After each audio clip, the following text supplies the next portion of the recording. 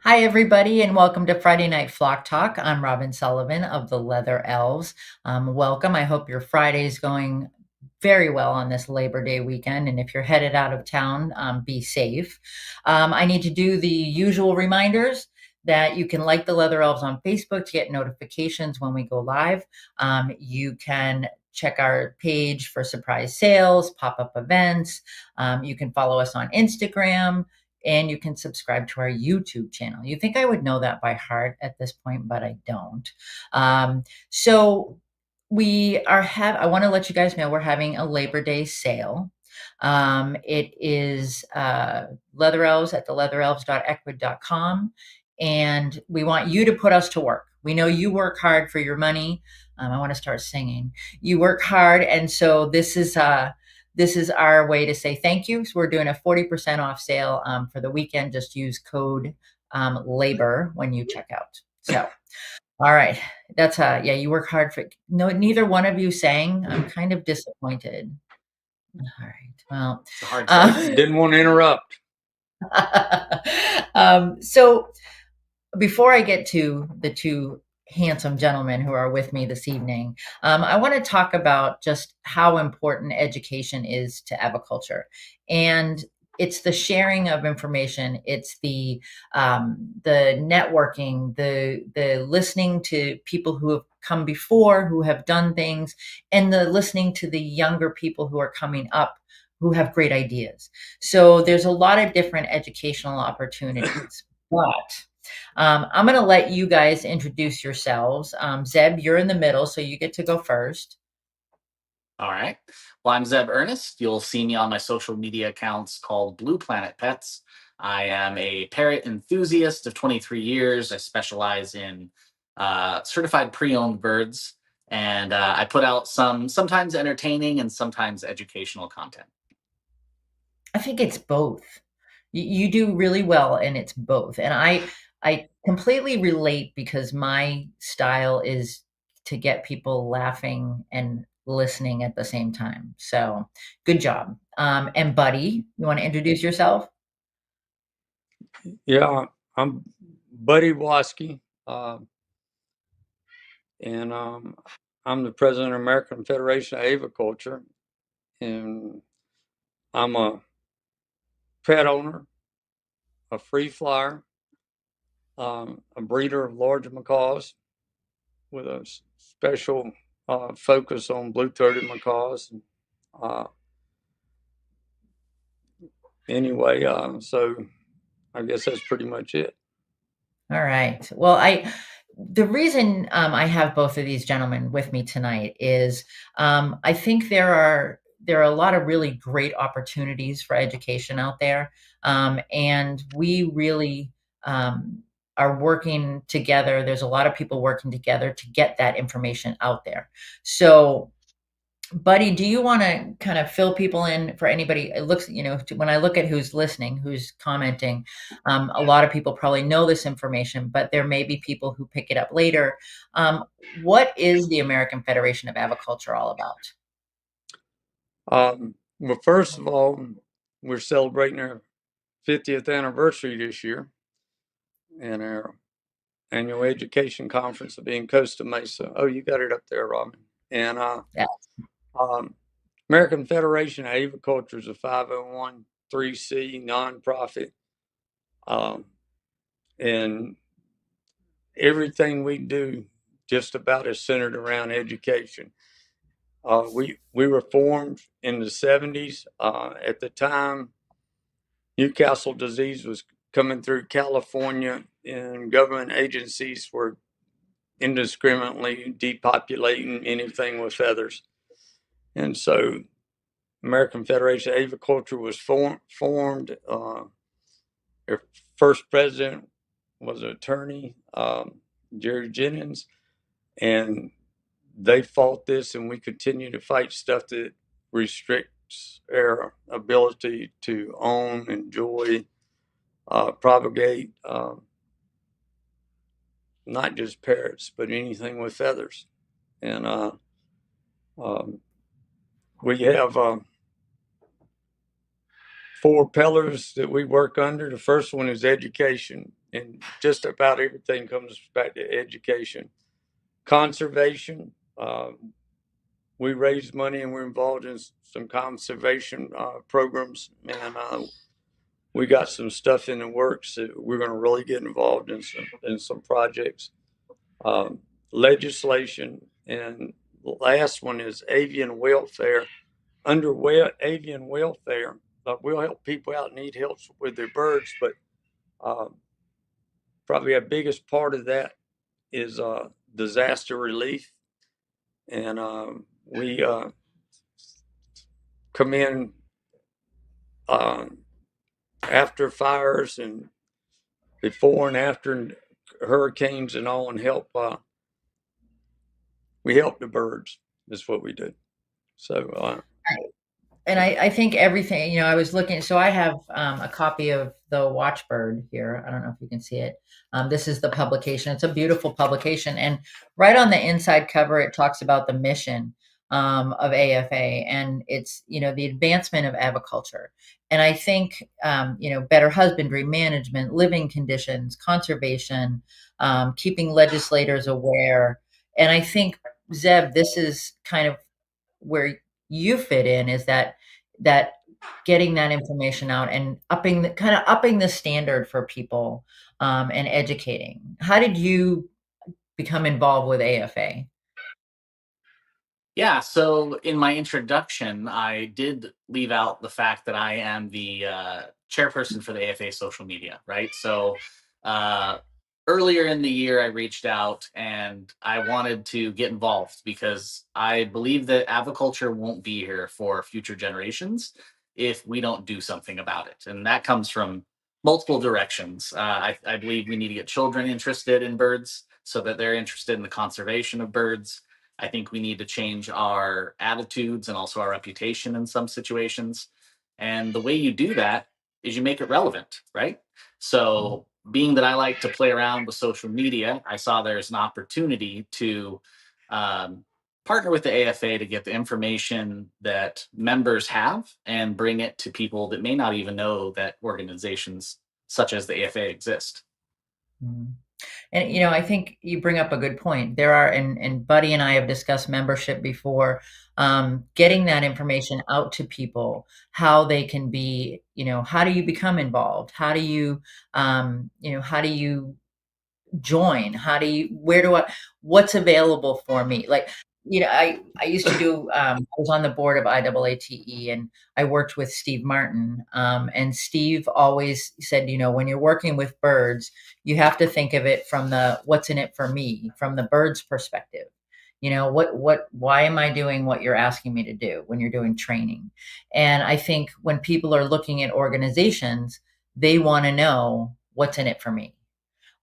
So, Buddy, if somebody came to you and said, I want to be part of this, I want to be part of AFA, what kind of things would you put out there to them that they could get out of being a member of the organization? Um, they need to get involved in an organization and need to join. Family membership's $45 for a year. We have a journal that comes out 4 times a year.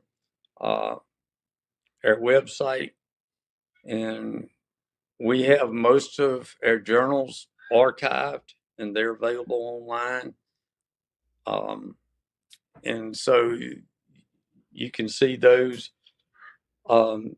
One of the greatest ways to get involved, and I know it's easier to say than it is to do, is to go to a conference. So our conference is next week. Airline tickets at the last minute are probably ridiculously priced, but if you're in California, you can drive, you can go for the day. On Saturday is Family Day, it's free, and but getting involved, it's with it and going to the conference, participating. We got an email group that you can be a part of. Go in there and ask questions and all. What else is it? Oh, every 2 weeks we have fast ads come out. Fast ads. There's a classified ad. There's commercials, sponsors that are listed on the fast ads. Uh, then sometimes there's some classified stuff on there. People looking for certain species of birds, or people that have birds that need a new address. And so we have a lot of little stuff like that available. Fundamentals of Aviculture is it's a 2-part class that's available, and for members, I think the first class is $45. The second one is a little bit more involved at $75, and take that, you get a certificate, and everybody that takes it is very happy they've taken it. It's a great course. I remember when they were working on them, there are some enrichment questions in there that came from someone we all know. But so Zeb, thank you, buddy, for the listing those. But Zeb, your education as far as birds are concerned, is it book learning? Is it, where do you, okay, I have a question about birds. How do you build your knowledge? Well, I'm happy to answer from my own experience, but I think of myself more as a curator, right? So the problem with the internet is that it doesn't reward the most correct answer, it rewards the most popular answer. And a lot of articles now are influenced by AI and copywriting, which is just regurgitating information. So it becomes a little bit of a struggle because you can Google something and you may get accurate information in, let's say, the case of a cockatiel, but it's a completely different story for eclectus, right? Mhm. So what I started doing a few years ago was just showing off my pets. And inevitably, people ask questions, and I'll always give you my experience or where I learned it from. But that is the next opportunity, is to get all that information from people who have the hands-on experience, Mhm. and put it out there in a way that's going to make it accessible. Because I don't know about you, but I would rather have the opinion of somebody who's done it and I can verify that, versus the opinion of somebody on a social media, you know, let's say Facebook group, right? And they're not using a real name, they're not showing a photo of their face, and they've got a really strong opinion. Well, I may not feel comfortable with that when, Mhm. I can instead be a part of something like AFA, go to an event, meet people. It's the real world. The real world is really important, and technology is great, but we're becoming more and more disconnected. Yeah. That and that's the thing about that I love about the conferences is you can meet people face to face. I joke with Jody from Kiko's Parrots. The first time I met Jody, she was like, "Hey," she was talking to another friend of ours, and she was like, "Hey, whatever happened to those leather elves people?" She's like, "That would be Robin," and she pointed across the way, and we got to meet, and we're going on 10, 11 years now that we've been friends. And it's because of a connection that was made over birds. And, I wouldn't know Buddy. I wouldn't know you if it wasn't for that face to face. I mean, I could say, "Oh yeah, Zeb. I've seen Zeb on social media, or I've seen Buddy free flying his birds. I've seen pictures of his birds free flying, but I've been able to meet you both." And I think that's the important connection. Like you said, Zeb, we are getting more and more disconnected. And you can Google all kinds of information, but there are a lot of sources out there that are not reputable. There was a really big corporately backed site that was listing that 10% of your bird's diet should be dairy. Not so much. And, but it was being driven by a marketing firm who didn't have that hands-on bird experience. And I can tell you, I mean, over the years, the people that I've met at conferences, and I think Buddy will back me up, and Zeb, I'm sure you've had the experience as well, that, you know, people who they're kind of, they've got that "ah" sound that happens when they come on screen. When you meet them at a conference, they're real people. It's kind of exciting. I mean, have you guys ever had that experience where you've met someone face to face that you've been following or whatever, and it's just it, it so they say you should never meet your heroes, but I think it's important. I feel like I've been an island for a really long time, up until I moved to Florida, right? So my access to birds started 23 years ago at a pet store, but in Bozeman, Montana, they're not really known for their exotic birds. And so there's a couple people, right? And I've lived in different states, and yeah, when I lived in Vegas, there was a bird club, and that was a great experience. But it wasn't until I moved to a place like Florida, where you could be around so many birds and so many bird people, and it really opens up your mind, right? So, before I was relying on information from magazines and books and maybe a little bit of the internet. And you might be tempted to believe something like, female collectus aren't nice. They don't make great pets, right? But mine's amazing, right? Um, I've met you know, I, You're right. I I'll be honest with you. I was told, 20 years ago, oh, breeders are just mean, nasty people. They don't take care of their birds. I've met breeders. I've met breeders that are very professional. They're very nice people. They love their birds. They take great care of them. So, again, that real life exposure to things can really open up your mind to different possibilities. Yeah. Buddy, is there anybody that you may not have met if it hadn't been for a conference? Mm, Many aviculturists that I deal with on a regular basis, and at some point about 10 years ago, living in Central Virginia, and there's not a lot of birds. I said, I'm going to Florida. And so um, I called Tony Silva, went and visited him for 3 days. And we went to many, many facilities and met a lot of people. And that started a lot of it. Also, by actually going and not just being on the internet, I got to see how a lot of stuff's done. One Mhm. example is uh, automatic ordering systems. Nearly every facility had automatic ordering systems, and takes about 2/3 of the labor out of a breeding facility. And um, now I don't know why sanctuaries and rescues don't use automatic ordering systems. Some of them might, Mhm. but by doing this, there's a lot to be learned, and I think that people networking and going to different events, and uh, after you get to know people, you're able to visit their facilities, and you learn more, and you meet people, and at conferences and all, you name them, Lorella Desert Bro, Tony Silva, uh, lots of Arthurs, James Farr. I'm drawing a blank, but they're, you know, people that you'd heard about, but you're able to see them there. Uh, Mhm.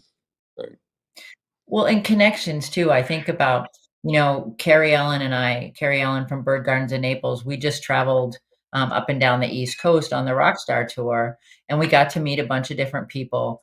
But I found a bunch of old voicemails this morning on my phone. I don't know where they came from, but my storage is way over the top right now. So I was trying to delete things, and there was a voicemail from Carrie Ellen. I haven't even told her this. There was a voicemail from Carrie Ellen from years ago, and she was, she's like, "Hi, this is Carrie Ellen from Bird Gardens of Naples." She was all formal and stuff.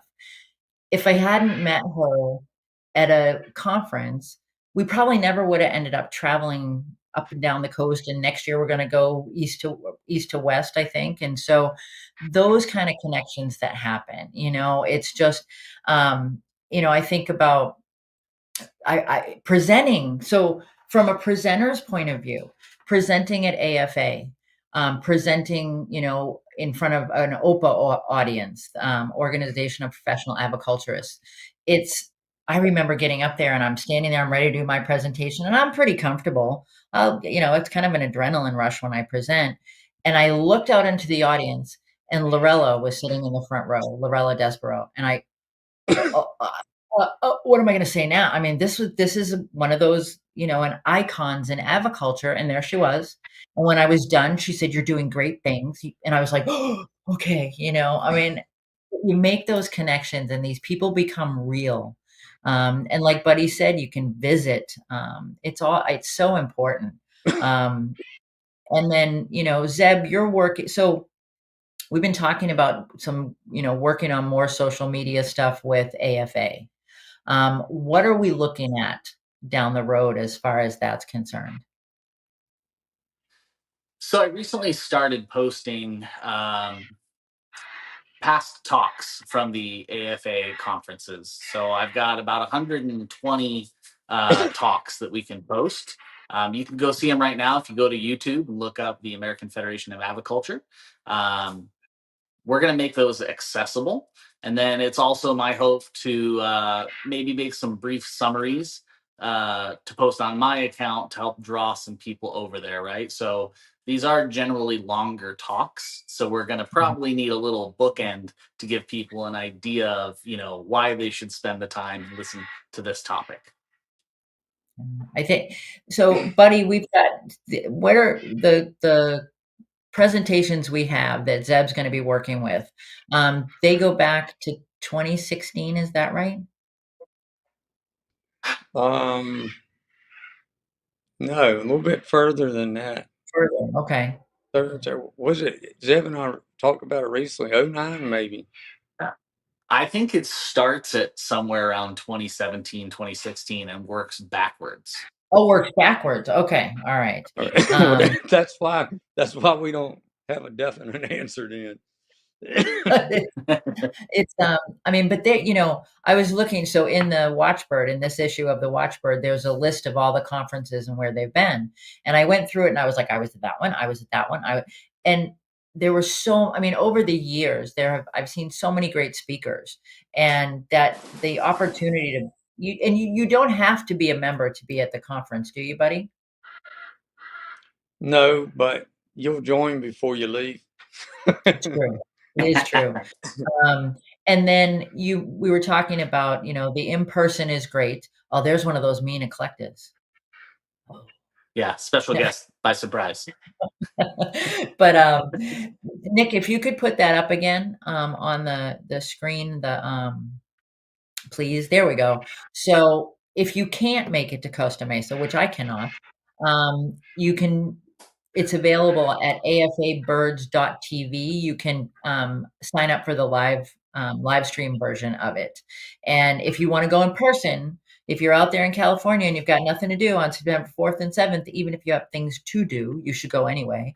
And that's afabirds.org to register for the in-person conference. But so we've got FOA 1 and 2. We've got the networking opportunities. We've got the articles. Michelle says that she's beautiful, Zeb. She in the comments, she said she's beautiful, and she is. And she's a sweetheart too. Yeah. But so people, Zeb, you were saying people can they can see them on YouTube. And what are we doing with the Facebook page? Are we doing with the Facebook page? Well, I'll Am I certainly putting it? post there too, right? So you can get notification of a new upload from the Facebook page, but they're all going to link over to YouTube. But let's not forget, interacting with us on the AFA Facebook page is a great way to start meeting people as well. We don't have to That's wait for true, a conference. We can right? engage anytime. And buddy, I think excuse me, I have to say, when I first started in aviculture, people were kind of tight-lipped about what was going on. And I don't know if you, Zeb, have experienced this as well. But buddy, don't you feel like people are much more willing to share information about what they're doing and how they're doing it now? Oh, yes, yes. And I think back when agriculture first started getting popular, I think that not only people wouldn't give you information, they give you misinformation. And now they're very they're very quick to try to help out. And we we have people contact AFA listening, looking for information. I get probably about 3 contacts a week from people with different things. They need help with stuff. Mhm. You know, sometimes as simple as finding an avian vet in a certain area. Uh, and, um, you know, we share their information and, um, they contact me. I'll tell them websites to go to. Somebody asks me what to feed a collectus. I tell them contact Lorella Desert Bro at the Eucalyptus Art. Mhm. And anyway, so they contact us, and we might not have information handy, but we can usually get them to somebody that'll help. And I think too, the information that's on those videos it's still relevant. And um, I want to thank Carol Stanley. Carol is very heavily involved with ASA, but Carol used to do a lot of those videos. So I want to thank Carol while we're talking about them, because it's there's a lot of people behind the scenes working to make those videos happen and to make things kind of come together. Um, so. Um, Zeb, as far as I mean, you've been looking at the videos and things. Oh, buddy, did you have something you wanted to say? I don't. You might have mentioned it to start. Well, it's right here. Um, if you can't attend the conference, um, $50, you can access all the talks. This year, we're going Mhm. to have them all recorded, Nice. and the, that and people that attend the conference, I believe they're going to get access too. But this access is good for a year, and then Nice. after a year, Zeb will probably steal some of them and start posting them. There you go. Go ahead. We're counting Sorry, on Ron. it. That's okay. Um, so as far as oh, I do have a message here from Dorothy Patterson. It says, "Don't miss the Blues Bash on Friday night." So not only is it um, is it fun, it's educational, but it's also fun. And bringing this up makes me think about some of the incredible connections I was able to make through Parrot Festival and AFA. I wouldn't know Dorothy, and I wouldn't have known her sister Lainey um, if it wasn't for those face-to-face conferences. It would have been, there's a voice on the phone or there's a post with a name and a picture, but it's not like that face to face. So Zeb, what are we as far as the presentations are concerned?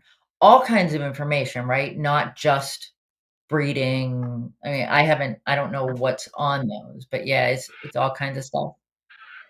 So it's going to be a variety. Right now, you can go and watch a presentation by somebody I've never heard of. His name's Buddy Waskey about free flying. Uh, we've also got a video about poopology if you'd like to look into that. And then we decided to spice it up and put some finch content as well. Because again, this isn't just about parrots. This is about Right. aviculture. And I would also remind anybody watching that I know this can be maybe intimidating. It certainly was for me. I didn't feel like I would belong in an organization like this because I consider myself just a pet owner. But aviculture is for everybody. It's for people who are Mhm. interested in conservation and pets and propagation and whatever it is. I think we need to let people know you're formally invited. You are welcome here. Absolutely, and it's not and it's people from all walks of life, and we're all kind of passionate and brought together by the love of birds, whether it's, a business, whether it's just a passion, not just, I should remove that word just, whether it's a passion as a pet owner. I've had people say, "Oh, I'm just a pet owner." Never. It's that you're still an aviculturist. It's the keeping of birds, that I consider, the definition of aviculture. It's, breeders, it's rescues, it's, and people get put off by, they think that maybe it's not, for them because it doesn't necessarily align with their, political views. Political? Philosophical views, that's a better way to put it. Um, but I think, I'm doing all the visits to those rescues. They are doing aviculture, a lot of them, and, it's there are things that can be learned for them.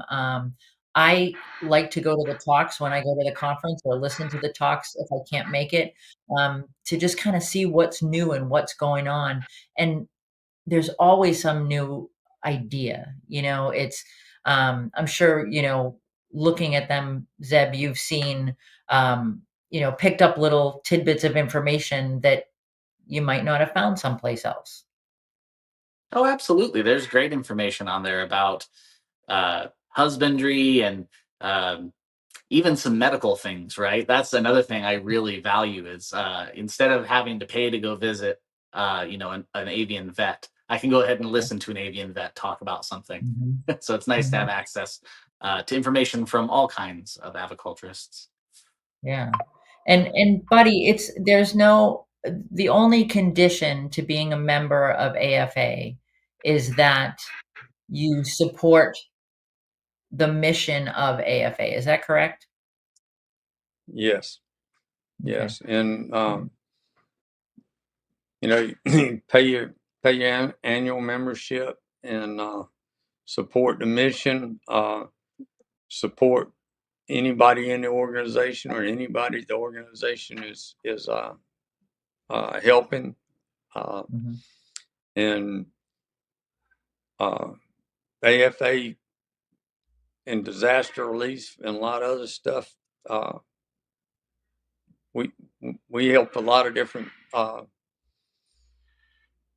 groups, individuals. I know one year there was a hurricane came through North Carolina, and the different feed companies and all. We didn't call them; they called us. Where do we send this stuff to? They sent all their products. Mm-hmm. You know, a couple of them sent even hand feeding formula and all, and so uh, we disaster relief. Then we sent products to a big breeder that was Mm-hmm. totally flooded out. Um, then we sent some to a rescue facility. They were flooded out, and when they hit Florida or where we had the fires and all, uh, it's a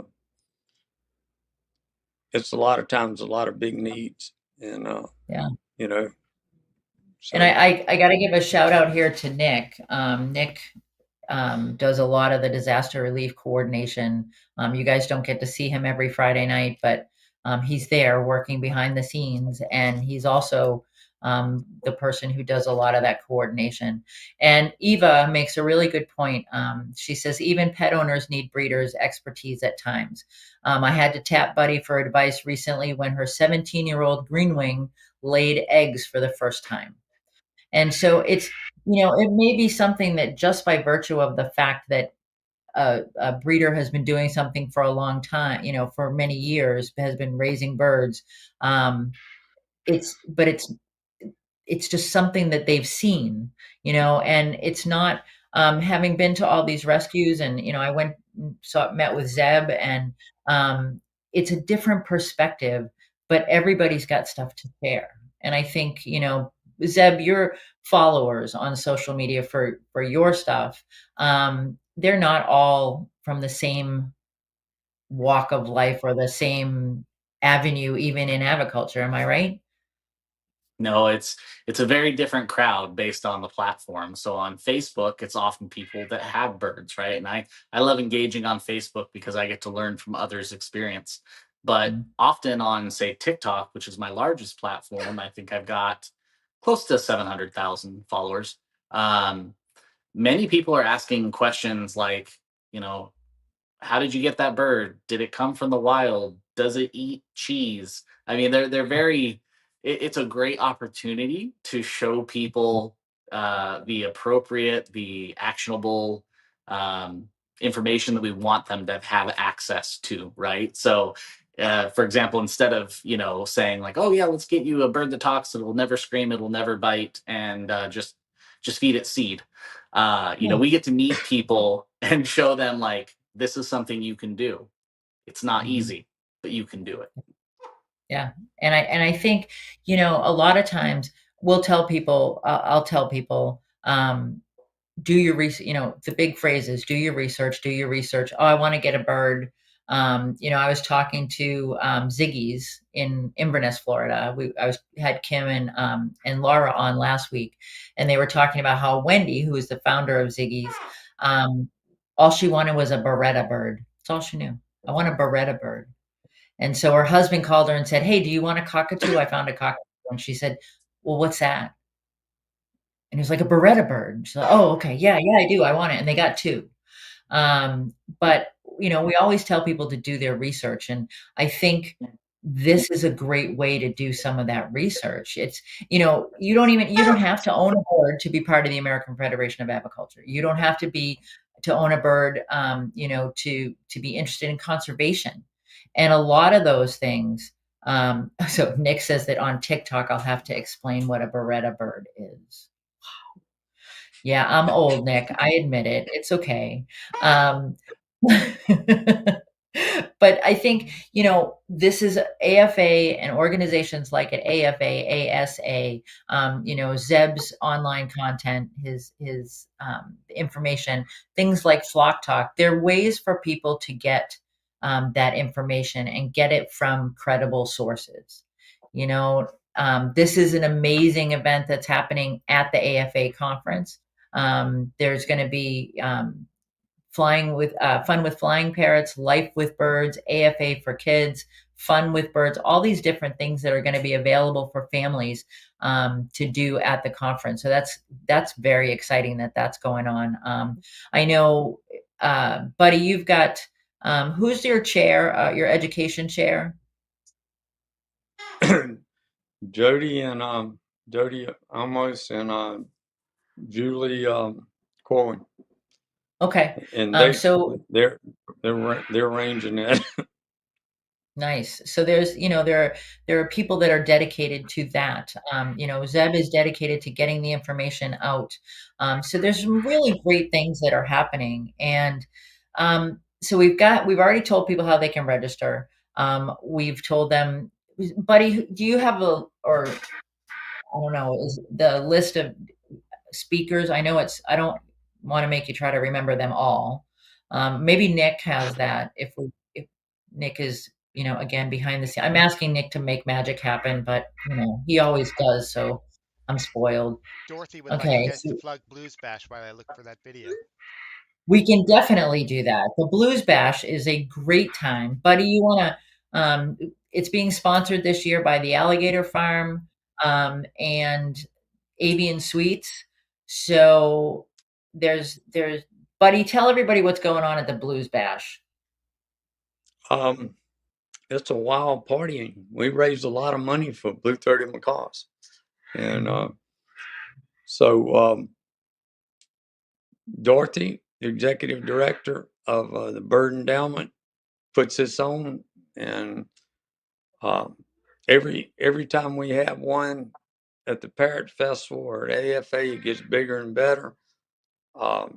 At the conference, just about everybody that's at the conference will attend it. We have raffles, auctions, and it's just a lot of fun. The Bird Endowment gets sponsorships for nest boxes in Bolivia, artificial nest boxes.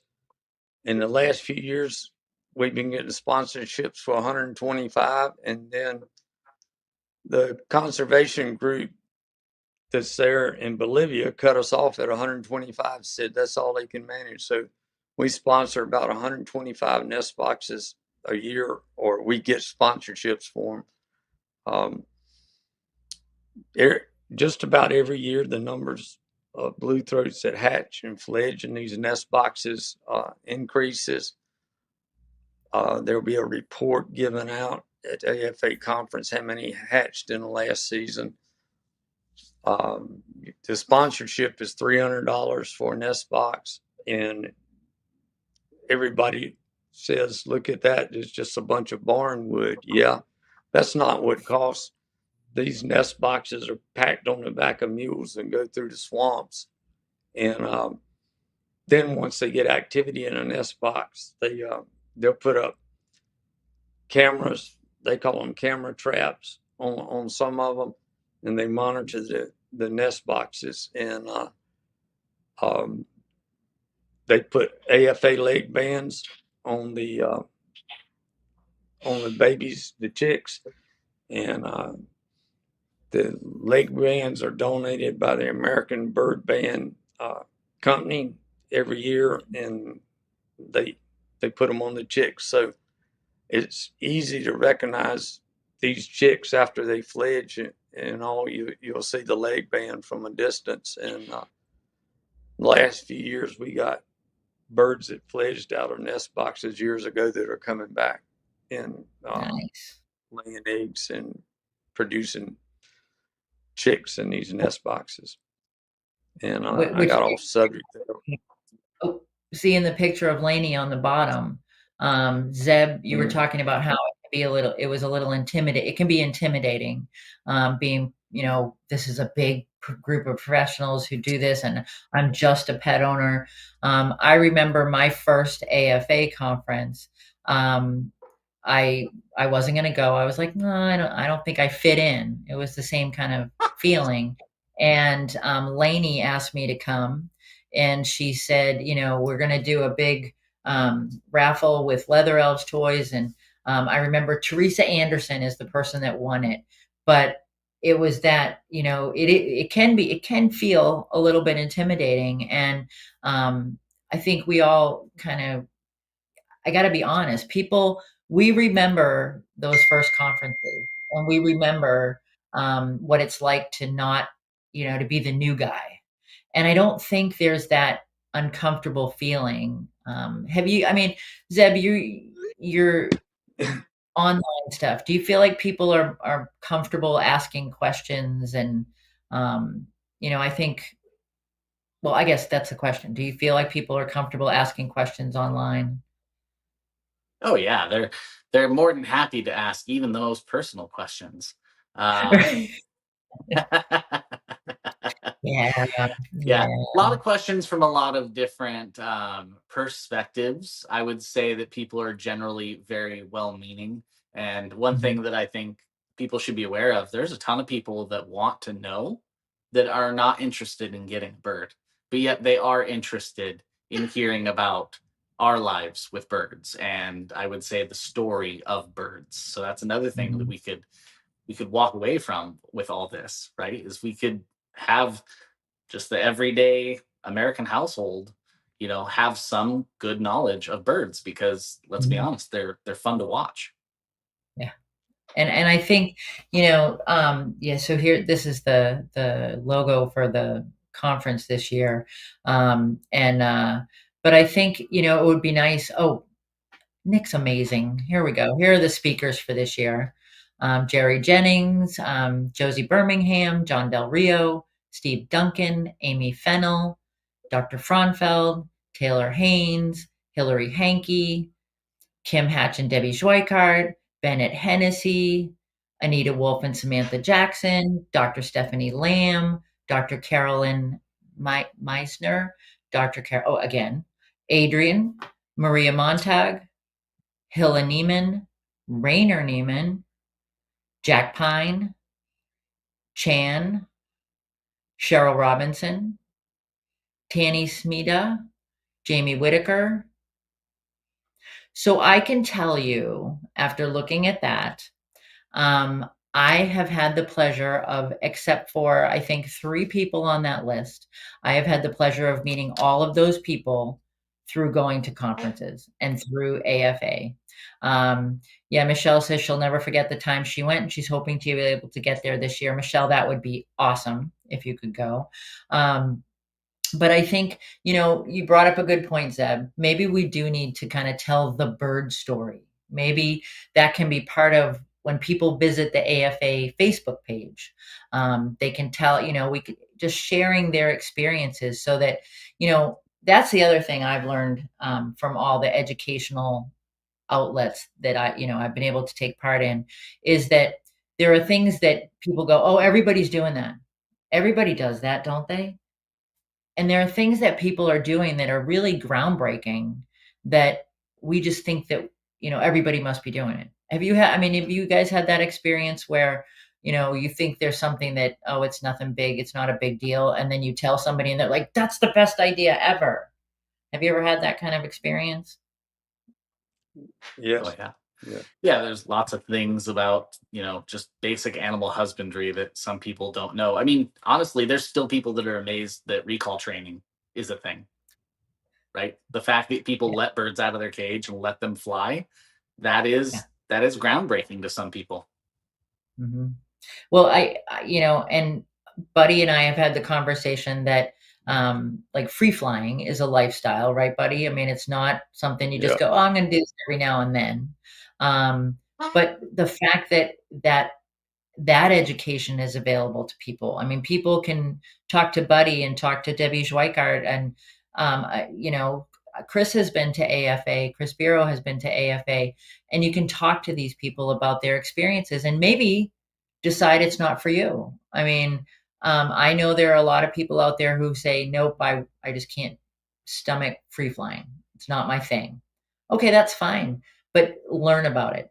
Ask those questions, and I think The Facebook page is a great, if you haven't been exposed to AFA at all, American Federation of Aviculture, check out the Facebook page. And Zeb's getting the presentations up on YouTube, and we can, people can get a taste for what the presentations are like, or what they have been like, and there's more to come. So yeah, I just think there's a lot out there for people. There's a lot. AFA is next week. Michelle says one of the pellet companies donated a 20-pound bag of their pellets for every pellet I ate at the conference, and she wound up leaving with 5 bags for their local club. She's like, I don't know how the birds eat that flavorless stuff. Some of them are good.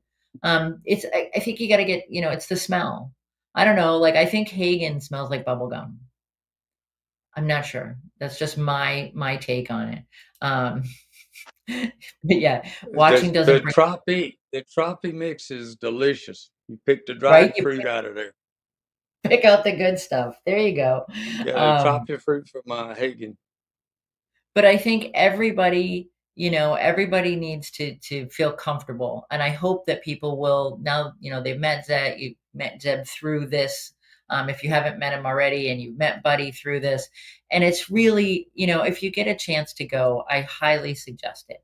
And if you can't go, do it online. And then the other thing that's coming up as well, it's just an educational it's like back to school. September 4th through the 7th is the AFA conference in Costa Mesa. And then September 11th through the 14th is ASA, the Avicultural Society of America, in San Diego. And you can tell that Nick has had a hand in both of those, because we've got the cool graphics. You can do afabirds.tv and register for the live stream, or asabirds.tv, and their live stream is available as well. It's the ASA and OPA conference. So all of this education is out there for people. And if you're stuck on your couch, that's okay. You can still do this. You don't have to go to California, although wouldn't that be nice? But it's some of us have to work for a living. We can't go hang out with you, buddy. But yeah. So Holly Tarquinio says, thanks AFA for offering the $50 option for those of us that can't make it to California. Yeah, Holly is down in Texas. But so I think that it is a great option, if you can do it. So, and Buddy, you said that if you sign up, is it only available how long is it going to be available to you if you register for that? 12 months. Nice. Very nice. And so you can watch them later. I want to make a couple other points. Sure. AFA, and I believe this is why we're called a federation, we have affiliate groups. And these affiliate groups, most of them are just local bird clubs. And we got 3 affiliated clubs here in Virginia. They're affiliates of AFA.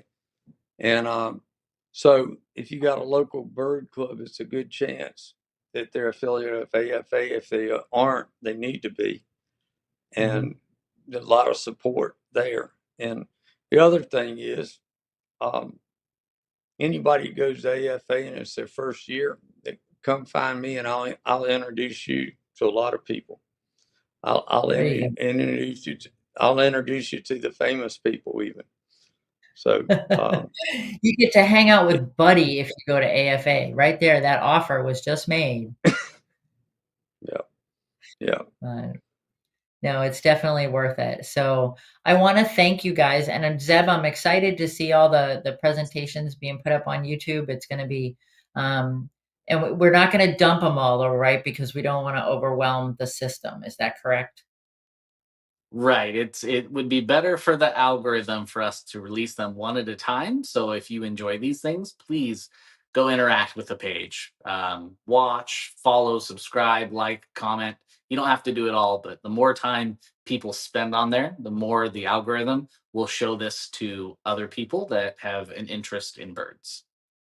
Yeah, Zeb knows how this all works. I just go, okay, yeah, I should do that. But yeah, definitely, give them some screen time, and then we can get that information out there. We can get it to more people. If you know somebody that's thinking about a bird, hang out with them from the 4th to the 7th, or, go in together and get the live stream, the online version, and kind of hang out and watch it. And just kind of introduce people to the passion that I know we all have. And we can make this, a huge thing. We can make everybody part of it. Because we all got to hang together. I mean, I am a firm believer in that. And I've said this before. I'll play with anybody, breeders, rescues, companion parrot owners, demonstration groups, facilities that have parrots, whether it's the Taylor in Florida, whether it's, a store in California. It's definitely, or an individual who says, my next door neighbor has a cockatiel. I was told there were no birds in Maine. It's not true. They're just hidden. We keep them, behind closed doors. But, yeah, so I want to thank you both, for helping me share this information.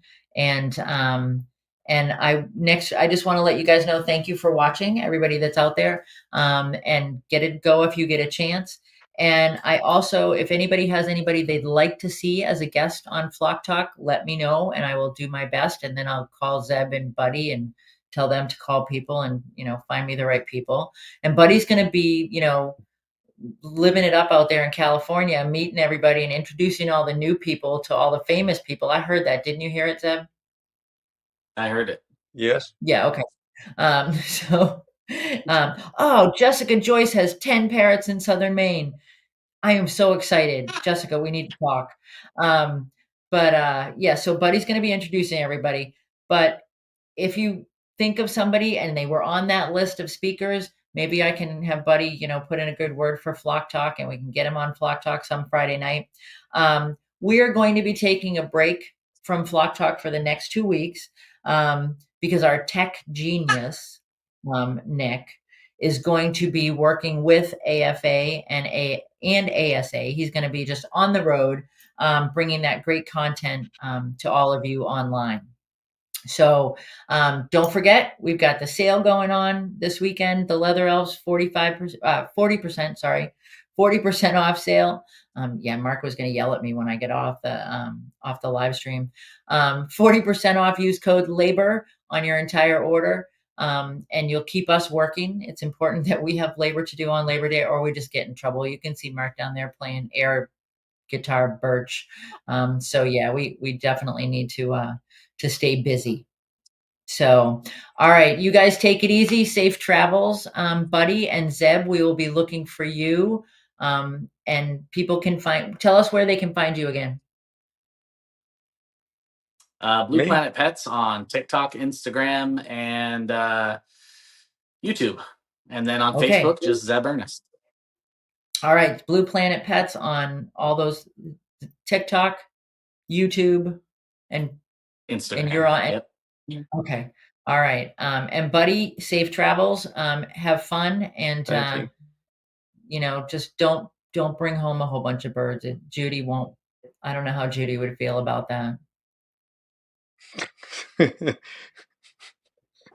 All right, everybody, take care. Appreciate We will see you all in 3 weeks. So skipping 2, and we'll see you on the 3rd. Everybody, take care. Bye-bye. Thank you. Bye.